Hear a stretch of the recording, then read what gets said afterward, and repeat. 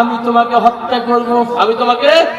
এই নিকৃষ্ট লোকগুলো যখন কোনোভাবেই কোরআনের কাছে দুর্বল হয়ে যায়, হাদিসের কাছে দুর্বল হয়ে যায়, তখন তারা বলে আমি তোমাকে দেখে নেব। ঠিক কিনা বলুন? আমেরিকায় ভয়াবহ দাবানলে পড়ছে।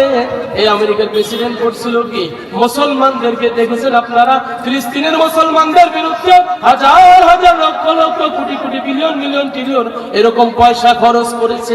গাজার মুসলমানদের বিরুদ্ধে পয়সা খরচ করেছে, তাদেরকে উৎখাত করার জন্য, ভূপৃষ্ঠ থেকে মুছে ফেলার জন্য মুসলমানদেরকে ষড়যন্ত্র করেছে। আমার আল্লাহ এমন দয়া করেছে, আজ তারা ভয়াবহ দাবানলে পুরুষে। ঠিক কিনা বলে? যারা কাফের মুশরিক, আল্লাহ, আমার আল্লাহ জানান ইন্না বাতশা রাব্বিকা লাশাদীদ, আমার ধরা বড় কঠিন, ভয়াবহ। ধরছে কি ধরে নাই?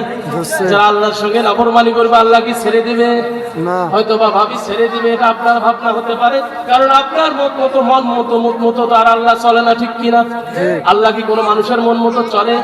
তাহলে আপনি যতই ভদ্রতা দেখান, এটা আল্লাহর কাছে কোনো টাইম নাই। আল্লাহর সিদ্ধান্তই সঠিক সিদ্ধান্ত। ঠিক কিনা বলুন?